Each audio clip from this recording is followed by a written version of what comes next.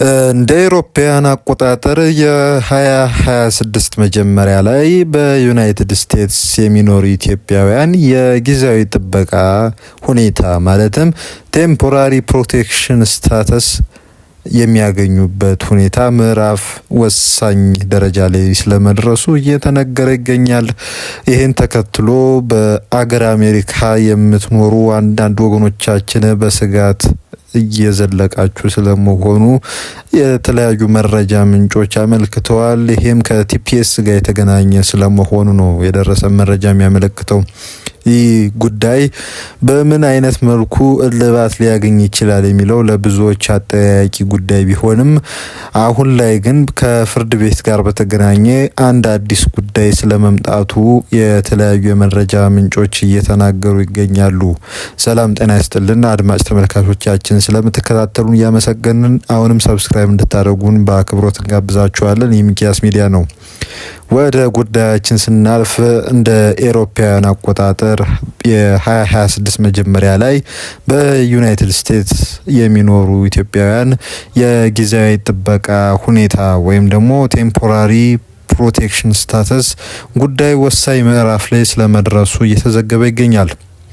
እንደ አውሮፓውያን አቆጣጠር በ2024 የተደረገውን የአሜሪካ ፕሬዝዳንታዊ የስልጣን ሽግግር ተከትሎ የሀገር ውስጥ ደህንነት መስሪያ ቤት በምህጻረ ቃሉ ዲኤችኤስ በሰብአዊ ጥበቃ መርሃ ግብሮች ላይ ያለውን አቋም በከፍተኛ ሁኔታ ስለመቀየሩ ያብራራል።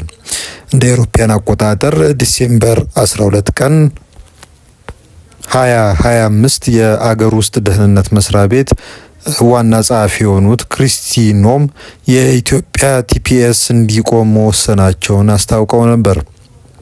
ይህ ውሳኔ እንደ አውሮፓውያን አቆጣጠር ከ2022 ጀምሮ ለ30 ሺህ በሚጠጉ ኢትዮጵያውያን የተሰጠው የፕሮቴክሽን ሁኔታ ወይም ደግሞ የጥበቃ ሁኔታ በአጭሩ እንደሚያበቃለት የሚያመለክት ነው።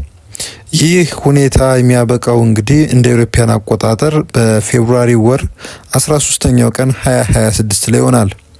የስራ ፈቃድ ሁኔታ ጋር በተገናኘ መስሪያ ቤቱ የመውጫ ጊዜ ለመስጠት ሲል የስራ ፈቃዶችን እስከ ፌብሩዋሪ 13 ቀን 2026 ድረስ በራሱ ጊዜ ማራዘሙ ተነግሯል። ሌላ ህጋዊ ሁኔታ ለምሳሌ ጥገኝነት ጥያቄ ወይም የስራ ቪዛ የሌላቸው ተጠቃሚዎች ከዚህ ቀን በኋላ ከአሜሪካ መውጣት እንዳለባቸው እየተነገረ ነው። ካልሆነ ግን ከሀገር የማስወጣት ሂደት ወይም ሪሙቫል ፕሮሲዲንግስ እንደሚጀመርባቸው ተጠቅሷል። ዲኤችኤስ ፈቃዱን ያቆመው ለቲፒኤስ መሰረት የነበሩት ልዩና ጊዜያዊ ሁኔታዎች በኢትዮጵያ በተለይም የትግራይ ጦርነትና የእርስ በርስ ግጭት ምክንያት በማድረግ ሰዎች በሰላም እንዲመለሱ በሚያስችል ሁኔታ ተሻሽለዋል የሚል ነው። ከዚሁም ጋር በተገናኘ የማህበረሰቡ በአሜሪካ የሚገኙ ኢትዮጵያውያን ማለት ነው እና የጠበቆች መከራከሪያ በተለያየ መልኩ እየቀረበ ይገኛል። ዲኤችኤስ የ2022ቱን የፕሪቶሪያ ስምምነት እንደ ሰላም ማስረጃ እየጠቀሰ ይገኛል። በአሁኑ ወቅት በአማራና በኦሮሚያ ክልሎች ከፍተኛ ውጊያ እንዳለ ደግሞ ጠበቆች በተቃራኒው እየተከራከሩ ይገኛሉ።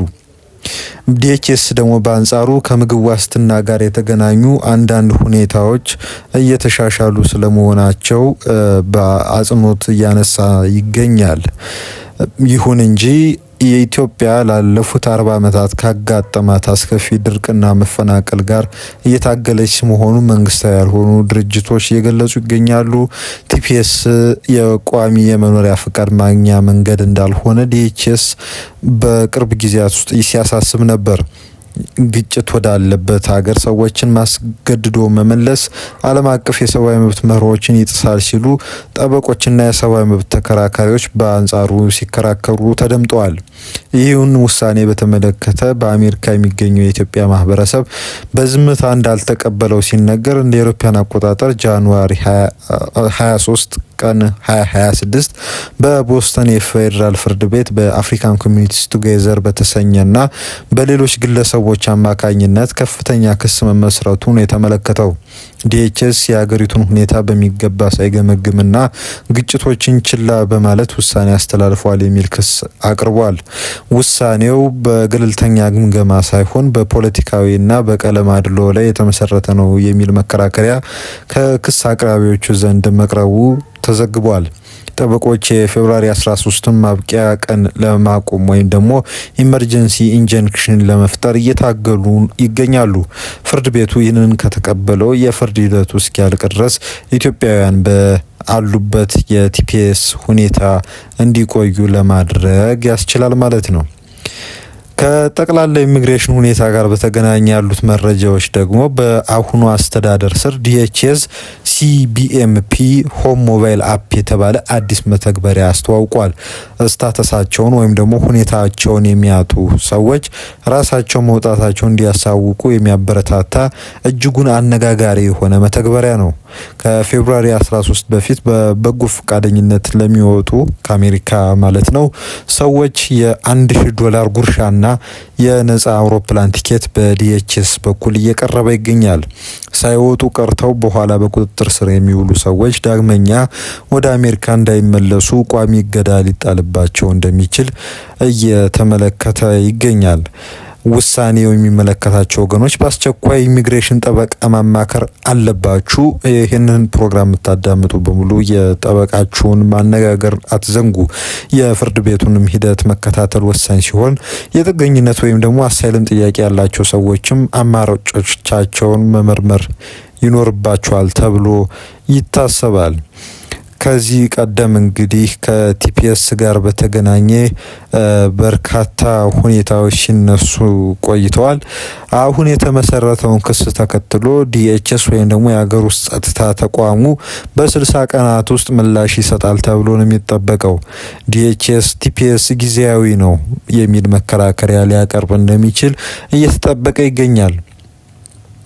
ይህ ሁኔታ ለኢትዮጵያውያን የተለያዩ በረከቶችን ይዞ ሊመጣ ይችላል። ትልቁ ነገር ቲፒኤስ ያልተወሰነ ጊዜ ሊራዘም የሚችልበትንም ሁኔታ ይፈጥራል ተብሎ ይጠበቃል። በሌላ በኩል ደግሞ በአሜሪካ የሚገኙ ስደተኞች የቪዛ ስታተሳቸውን የሚቀይሩበት ሁኔታ ሊፈጠርም ይችላል የሚልም ግምት አለ። ይሄም ደግሞ ኤፍ1 ወደ ተሰኘው ለምሳሌ ማለት ነው ስታተስ ሁኔታ መቀየርም አስፈላጊ ሊሆን የሚችልበት አግባብ ሊከሰት ይችላል እየተባለ ይገኛል። ብዙዎች ከቲፒኤስ ወደ ተማሪ ቪዛ ይሄ ኤፍ1 ያልነው ቪዛ ለመመለስ እየሞከሩ እንደሚገኙ የተለያዩ መረጃ ምንጮች እንግዲህ አመልክተዋል። ነገር ግን የዩኤስሲአይኤስ አሰራር ከ6 እስከ 8 ወራት ድረስ ሊፈጅ እንደሚችል ነው የተዘገበው። ቲፒኤስ ካበቃ በኋላ የተማሪ ቪዛ ውሳኔ እስኪሰጥ ድረስ ያለው ጊዜ ወይም ደግሞ በእንግሊዘኛው ፔንዲንግ ታይም የተሰኘው ሁኔታ ህጋዊ ስታትስ ይኖረዋል ወይም አይኖረውም የሚለውን ጉዳይ አከራካሪና ግልጽ ውሳኔ ያልሰጠበት ስለመሆኑ ነው የተጠቀሰው። አሁንም በድጋሜ የምናቀርብላችሁ ጥሪ ቢኖር ማንኛውም ሰው በራሱ መንገድ ከመወሰኑ በፊት የህግ ባለሙያዎችን ወይም ደግሞ ሎየሮችን ማማከር እንዳለበት ነው በጉዳዩ ላይ ሰፊ ምልከታ ያደረጉ ሰዎች አስተያየቶቻቸውን የሚሰጡት። ከቲፒኤስ ጋር የተገናኙና ሌሎች የአሜሪካ ነክ መረጃዎችን ለመከታተል የዩቲዩብ ቻናላችን ሰብስክራይብ አድርጉ። ለእናንተ ጠቃሚ የሆኑ መረጃዎችን ይዘን ወደ እናንተ ዘንድ እንቀርባለን። ስለምትከታተሉ እናመሰግናለን። እስኖ በእጅጉ ያስቸገራችሁ ወገኖቻችን ደግሞ ከዚህ ሁኔታ እንድትወጡ በአጽንኦት እንመኝላችኋለን። መልካም ቀን ይሁንላችሁ። ለሁላችሁም መልካም ጊዜ